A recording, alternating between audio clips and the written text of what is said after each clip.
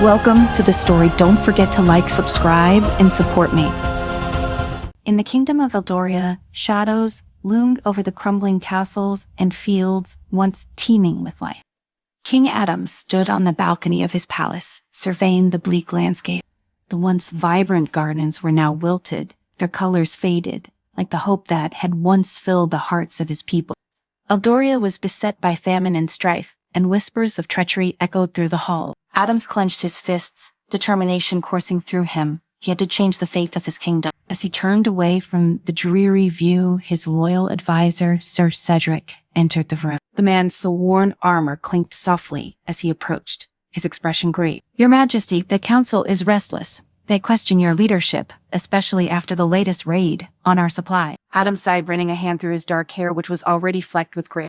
"I know, Cedric, but what can I do? Every decision seems to lead us further into despair." His voice cracked slightly, betraying the weight of his responsibility. "There are tales of a legendary sword," Cedric said, lowering his voice. "The Ring of Destiny. It is said to have the power to alter the very fabric of fate itself. If you could find it, perhaps you could change our course." Adam's interest piqued. The Ring of Destiny. I've heard the stories, but they were just that, stories. How can we trust in a myth when our reality is crumbling? "We have little choice, my king. The people need hope. Even if it is a mere rumor, we must grasp at any glimmer we can find." The king nodded, his resolve strengthening. "Very well. We will seek this sword, gather what we need, and prepare for journey. We leave at dawn." At first light, Adam, Cedric, and the wise sorceress Alara set out on their quest. The air was crisp, carrying the scent of pine and damp earth. As they ventured deeper into the wilds, the trees closed in around them, ancient and towering, whispering secrets of times long past. Alara walked ahead, her long robe trailing behind her, eyes scanning the path for hidden dangers and signs of magic. "Legend has it that the sword lies within the Temple of Time," she explained, her voice melodic. "But be warned, the path is fraught with challenges that test not only our strength but our very will." The trio encountered their first trial before they reached the temple, a massive beast with scales like polished obsidian, blocking their path. Its eyes glowed with an otherworldly fire. "Only those who are worthy may pass." It growled, its voice echoing through the trees. Adam stepped forward, gripping the hilt of his sword tightly. "We are on a quest for the good of Eldoria. We seek the Ring of Destiny." "Speak your intentions clearly," the beast replied, narrowing its eyes. "Only truth shall allow you to pass." Adams took a deep breath. "I seek to save my kingdom from ruin. My people suffer, and I would sacrifice anything to restore hope and peace." The creature regarded him silently, its fiery gaze piercing into Adam's soul. After what felt like an eternity, it stepped aside, allowing them to pass. "Your heart bears the weight of a king. Continue, but know that the path ahead will only grow more treacherous." As they pressed on, the landscape shifted. The trees became gnarled and twisted, and the air thickened with an ominous energy. Elvira felt the change and paused, casting a spell to sense the surrounding magic. "We were nearing the temple," she said, her brow furrowing, "but something is not right. I can feel a disturbance in the fabric of time." They arrived at the Temple of Time, a grand structure covered in vines and moss, its stones whispering with ancient power.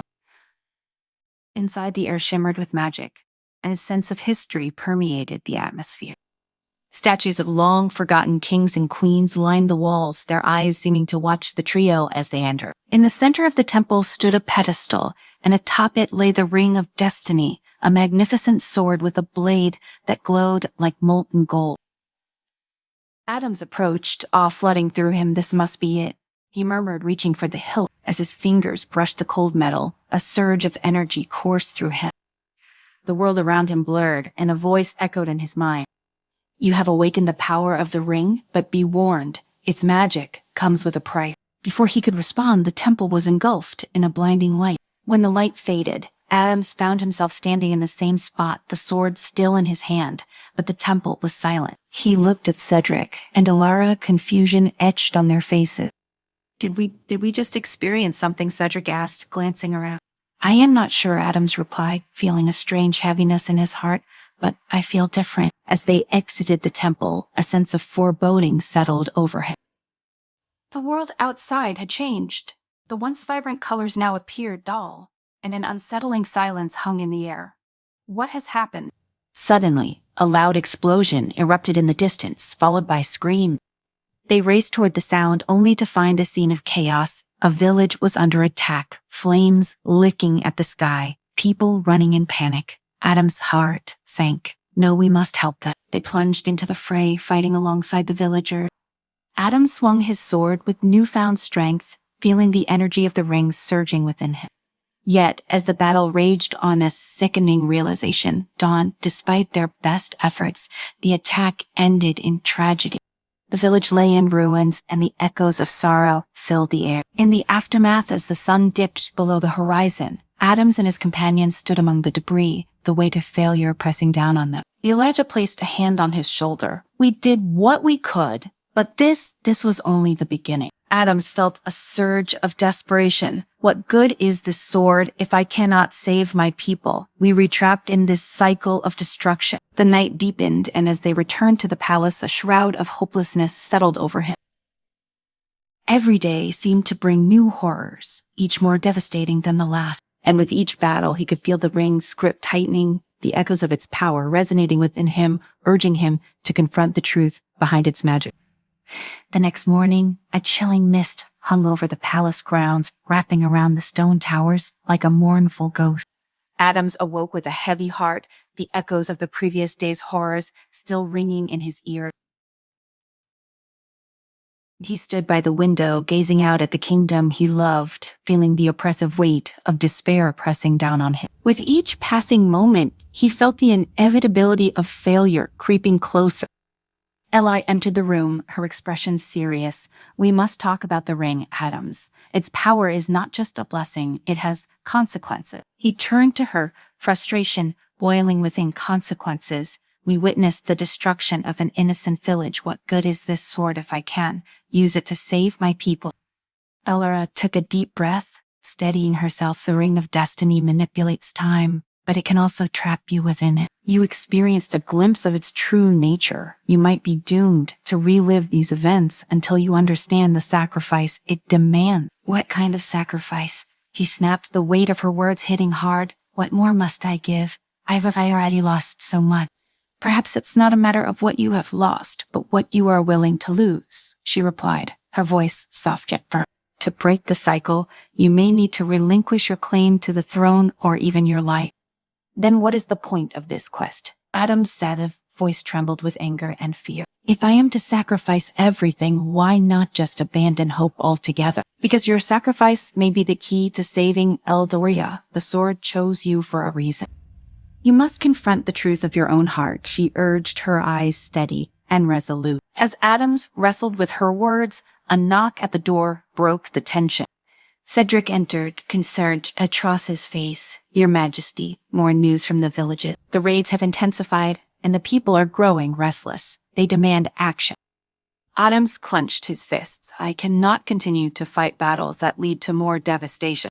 We must find another way. The despair within him threatened to swallow him whole. But what is the alternative? Cedric asked, his voice strained. If we don't act, they'll lose faith in you. We need to show strength, not weakness.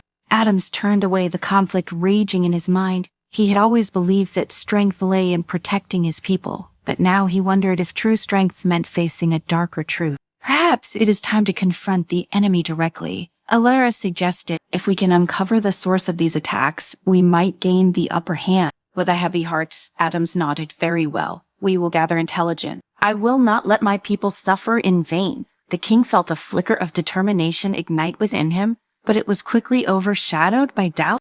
The three of them set out that very afternoon, traveling to the border. Reports indicated a coalition of raiders had formed. As they approached the encampment, they moved cautiously through the trees, shadows playing tricks on their mind. The sight before them was grim. Fires crackled in the distance, and the air was thick with smoke and tension. Adams crouched behind a thicket, watching as the raiders gathered, their laughter mingling with the sounds of clanking armor and clattering weapons. We must be careful, he whispered. They outnumber us. We can't allow them to see us, Cedric agreed. We need to find out who leads them and what their plans are. Elora nodded, her eyes narrowing as she focused on the scene. I sense a powerful presence among them, someone who may be orchestrating these attacks. If we can identify them, we might uncover their motive. Steeling himself, Adams stepped out from their hiding place, heart racing. We need to split up. I'll create a diversion. You two get closer to find out what you can. No, Cedric protested. It's too dangerous. We can risk losing you. Adams met Cedric's light gaze, determination burning in his eyes. If I don't take this risk, our people will continue to suffer. Trust me, I will return. He pushed down the knot of fear in his stomach, driven by the hope that maybe, just maybe, he could change the outcome of this dire situation. As he strode into the camp, the raiders immediately took notice. Well, what do we have here? One of the leaders sneered, his armor glinting in the firelight. A lost lamb has wandered into the wolf's den. Adams drew the ring of destiny, feeling its power surge through him. I'm King Adams of Eldaria. I demand to know why you terrorize my people. Laughter erupted from the crowd. A king in our midst. How quaint. We do this for power, for wealth, for the thrill of chaos. Your kingdom is ripe for the taking, and you stand no chance against us. With a fierce cry, Adams charged, swinging the sword with all his might. The blade cut through the air, a brilliant flash of light illuminating the encampment. But as he fought, the energy from the sword began to wane. He felt it pulling at him, the magic of the ring echoing in his mind, a reminder of the cost he had yet to pay. The raiders rallied, surrounding him, their numbers overwhelming. Just as Adams began to feel the weight of despair once more, he caught a glimpse of Elora and Cedric stealthily moving through the chaos, determination etched on their faces. He felt a renewed surge of hope as they joined the fray. With their combined efforts, they fought fiercely against the raiders, the clash of metal ringing in the night. But the tide of battle soon turned. As more raiders poured into the camp, Adams realized they were losing ground. Desperation clawed at him, and he instinctively reached for the sword, channeling its power. A brilliant flash erupted from the ring, a shockwave that knocked both friend and foe back. In that moment, Adams felt the fabric of time shimmer around him. The world slowed, and he was pulled into a vision of future where Eldaria lay in ashes, its people scattered, and hope extinguished. His heart raced as the reality of his choices unfurled before him, each sacrifice heavier than the last. In that instant, clarity washed over him. The power of the sword could not change fate without sacrifice, and he had to make a choice. He was willing to fight for his people, but was he prepared to lose everything? The vision of destruction ignited a fire within him, a fierce determination that eclipsed his fear. With newfound resolve, he rallied his allies. We must stand firm. We fight not just for ourselves, but for the future of Eldoria. His voice rang out, commanding and fierce. The tide of battle shifted with renewed strength. Adams, Cedric, and Elara fought side by side, pushing back against the raiders with all their might. The ring of destiny glowed brighter with each blow, its magic intertwining with their will to protect their homeland. As dawn broke over the horizon, the last of the raiders fled, retreating into the shadows. Adams stood amidst the remnants of the battle, breathing heavily, the adrenaline slowly fading. He felt the weight of victory in his heart, but the echo of his earlier vision loomed large in his mind. Turning to his friends, he saw the fatigue etched on their faces, but also the spark of hope that had been reignited. We have won today, but the fight is far from over, he said, determination flowing through him. We must uncover who is truly behind these attacks. Elara nodded, her expression thoughtful. There is a darkness at play, one that we have yet to confront.